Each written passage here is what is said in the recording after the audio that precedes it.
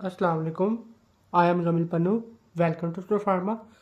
आज का जो हमारा लेक्चर है वो है इंजेस्ट एंड एलर्जेंट्स। ठीक है, इसके नाम से जाहिर हो रहा है इंजेस्ट हजम करना, मुंह से लेकर जाना, किसी चीज़ को इंजेस्ट कर लेना, खा लेना। ठीक है, थ्रू ओवर ओरल कैविटी या माउथ से जो एलर्जेंट गुजरते हैं तो उसको हम कहते हैं इंजेस्टेंट एलर्जेंट। ये हम उन एलर्जन को खुद इंजेस्ट करते हैं, बाय फूड करते हैं या किसी भी और तरह से कर सकते हैं कि बेस्ट एग्जांपल बाय फूड ही है। ठीक है, आगे पढ़ते हैं हम। The allergens that the allergens enter into body enters into the body through oral cavity is called ingestant allergen. ठीक है, यहाँ तक आपको समझ आ गई। देन पढ़ते हैं हम इंजेस्टेंट एलर्जन बॉडी में एंटर किस तरह से होते हैं, हम इनको क्यों लेके जाएंगे अपनी ओरल कैविटी के जरिए अपने स्टमक तक या अपनी बैली तक। These allergens are present in food stuff and are swallowed. ठीक है, जो फूड पॉइजनिंग होती है वो भी इसमें ही आ सकती है। हम फॉर एग्जांपल आजकल जो चल रहा है रोड साइड के ऊपर समोसे वगैरह लगाए जाते हैं या जलेबियाँ वगैरह लगाई जाती हैं तो वो ढक के नहीं रखते। उसमें जो डस्ट वगैरह होती है या जो भी है गंदी जो एलर्जन वगैरह हो सकता है, आप डस्ट की एग्जांपल ले, वो उसके ऊपर पड़ जाती है। ठीक है, वो ढक के तो नहीं रखते। फिर जब हम वो खा जाते हैं, हमने वॉश तो समोसे वगैरह को नहीं करना होता, फिर जब वो हम खा जाते हैं एलर्जेंस हमारी बॉडी के अंदर एंटर हो जाते हैं। ये फूड स्टफ के जरिए एग्जांपल आ गई। देन हम पढ़ते हैं कि एलर्जन जो है इंजेस्टेंट एलर्जन कौन सी एलर्जी वगैरह काज कर सकते हैं, इसकी एग्जांपल में आ जाता है। सो देखें थोड़ा सा डिफरेंस। अगर आपने इंजेस्टेंट एलर्जी की डेफिनेशन लिखनी है ना, यहाँ पे dairy allergy, milk allergy, coffee allergy लिख देना है। अगर आपने इंजेस्टेंट एलर्जन की डेफिनेशन लिखनी है फिर आपने dairy allergen, milk allergen, coffee allergen, peanut allergen, ऐसे ऐसे सारी एग्जांपल जो है थोड़ी बहुत चेंज कर देनी है। ठीक है, इसकी जो बेस्ट और कॉमन एग्जांपल है वो है एक मिल्क एलर्जन, कॉफी एलर्जन। ठीक है, ये सबसे ज़्यादा लोगों को होती है। बाकी डेयरी एलर्जन जो है ये भी मिल्क एलर्जन में आ जाती है। पीनट, सी फूड, फिश जो है ना, ये जो है ये भी सेम ही आ जाता है। और बाकी तीन चार है ये बहुत कम होती हैं। इसलिए हम जो आज मिल्क एलर्जन को पढ़ेंगे या मिल्क एलर्जी को, ये ठीक है, मिल्क से तो लोगों को एलर्जी हो जाती है। होता क्या है, लोगों को उनकी स्किन पे रैशेज होने लग जाते हैं, सांस में रुकावट बन जाती है, उसके बाद उनको एक्जिमा, डायरिया वगैरह लग जाता है सिर्फ मिल्क से ही। ठीक है, तो कॉफ़ी से आगे वही थोड़े से सिम्टम थोड़े से चेंज हो जाते हैं, लेकिन मेन यही है कि रैशेज वगैरह पड़ जाते हैं। मेन यही है कि एलर्जी हो जाती है। ठीक है, उससे तो हमने ये देखेंगे कि मिल्क और कॉफ़ी में ऐसा कौन सा जो स्पेसिफिक चीज़ है जिससे एलर्जी होती है। तो आगे चलते हैं, पहले हम देखते हैं सिम्टम्स ऑफ इंजेस्टेंट एलर्जन। ठीक है, जैसा कि हमने पढ़ा है कि एलर्जन की वजह से क्या होता है, डायरिया होता है हमें, उसके बाद हमें होता है स्किन रैशेस, देन हमें एस्थमा, एक्जिमा वगैरह होता है। ठीक है, उसके बाद कॉमन एलर्जन जो है, जो इंजेस्टेंट एलर्जन आजकल हम यूज़ कर रहे हैं वो है काउ मिल्क। मिल्क से काफ़ी लोगों को एलर्जी है। ठीक है, उसके बाद cod liver oil, fish liver oil, then egg से काफ़ी लोगों को एलर्जी है, किसी को चावलों से एलर्जी होती है, किसी को पीनट से एलर्जी है। कोलिनर्जिक एसिड ये होता है कॉफ़ी में। ठीक है, ये हम आगे जाके डिस्कस भी करते हैं अभी। तो डिफरेंट एलर्जी हो सकती है। किसी को आप यकीन नहीं मानेंगे रोटी तक से एलर्जी है। ठीक है, वो आटा वगैरह नहीं यूज़ कर सकते। और एक है, मैंने देखा था, केस पढ़ा था, उनको मक्खन से एलर्जी थी। मक्खन घी वगैरह या किसी ने कोई बटर वगैरह यूज़ किया ना, उस तक से एलर्जी होती है। तो ये काफ़ी जो जहरीली एलर्जी है, खाने से जो दूर कर दे। एक्टिविटी इन द बॉडी, इसमें एक्टिविटी क्या होती है, allergen don't stay in the one place. Allergen जो एक प्लेस में नहीं रहते, फिर उससे क्या होता है, they spread through the blood, वो पूरी ब्लड में फैल जाते हैं। And effect other part of body, और जिसम के हर पार्ट को तकरीबन ये डैमेज कर देते हैं या अफेक्ट करने लग जाते हैं। डैमेज नहीं करते, इफेक्ट करने लग जाते हैं। इफेक्ट से क्या होता है, काजिंग रिएक्शंस, रिएक्शन होते हैं लाइक रैशेस फ्रॉम टोमेटोज। ये इतना है कि एक्टिविटी क्या होती है। ठीक है, इस एक्टिविटी की एग्जांपल क्या होता है, कुछ लोग टोमेटोज, ऑरेंज, स्ट्रॉबेरी वगैरह यूज़ करते हैं ना, उनको रैशेज हो जाती हैं स्किन पे। ठीक है, तो आगे हम पढ़ते हैं मिल्क एलर्जी। ये एक जो है ना, आपने ये याद रखना है, इम्पोर्टेंट एमसीक्यूज भी हमें इस साल भी आया था, लैक्टो एल्बुमिन। मिल्क में कितनी प्रोटीन होती है? काफ़ी प्रोटीन होती है, जिसमें से एक लैक्टो एल्बुमिन है, केसिन प्रोटीन, डिफरेंट प्रोटीन है, ठीक है। तो यहाँ पे जो लैक्टो एल्बुमिन है ना, जो मेन मिल्क में कौन सा एलर्जन है जिससे एलर्जी काज हो रही है, वो लैक्टो एल्बुमिन है, cause by the reaction to lactalbumin of milk protein, ठीक है।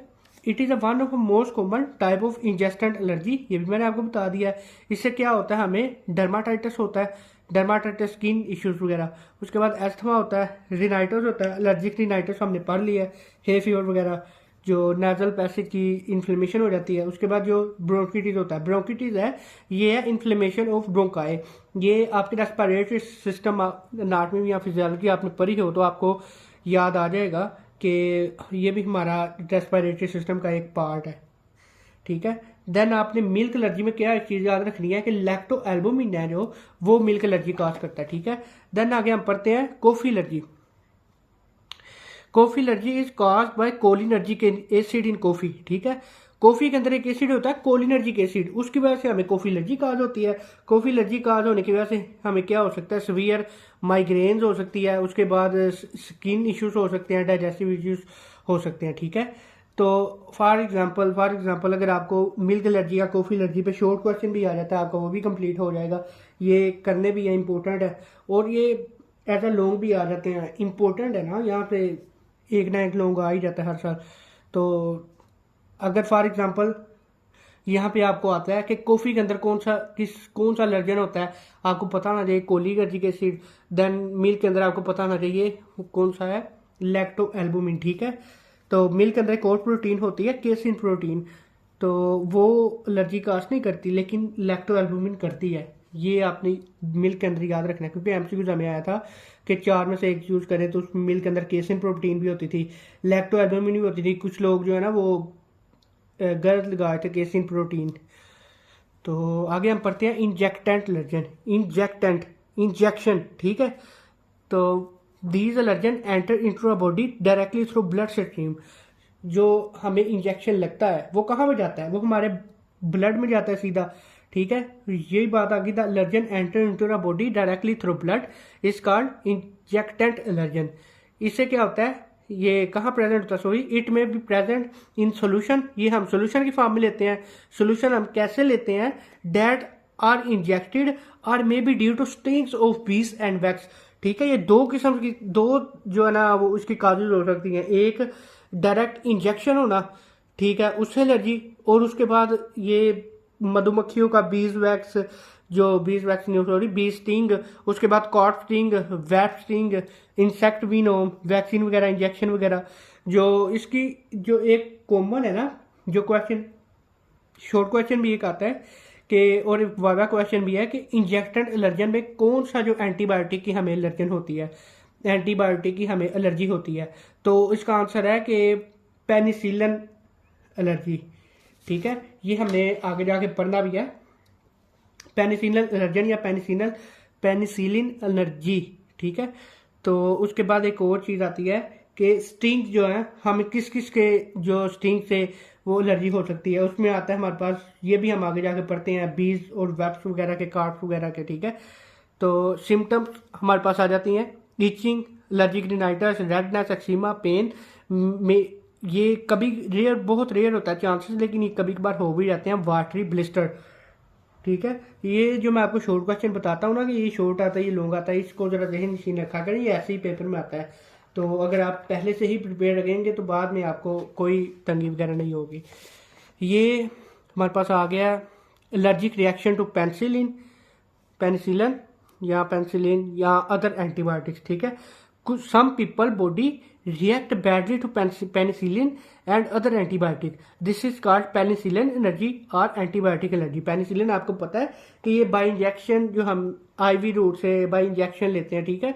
कुछ लोगों को जो है पेनिसिलिन होती है वो बैडली रिएक्ट कर जाती है, बहुत बुरे तरीके से उसके अंदर बैड इफेक्ट शो करवाने लग जाते हैं, जिसकी वजह से जो पेनिसिलिन है एंटीबायोटिक या बैक्टीरिया को किल करने के बजाय हमारी बॉडी को नुकसान पहुंचा देते हैं। The immune system treat them like a harmful substance and attack on it, which cause following symptoms such as skin rashes, इसमें हो सकते हैं हमें, उसके बाद redness and pain, उसके बाद इचिंग और swelling, breathing problem. Then anaphylaxis. Anaphylaxis जो है ना, ये एक लाइफ थ्रेटनिंग डिजीज़ है एलर्जी की, ये लेकिन ये बहुत रेयर होती है इसमें, ठीक है।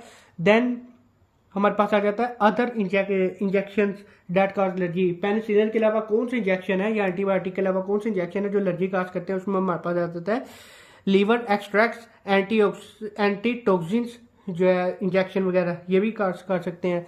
देन हमारे पास आ जाता है स्टिंग।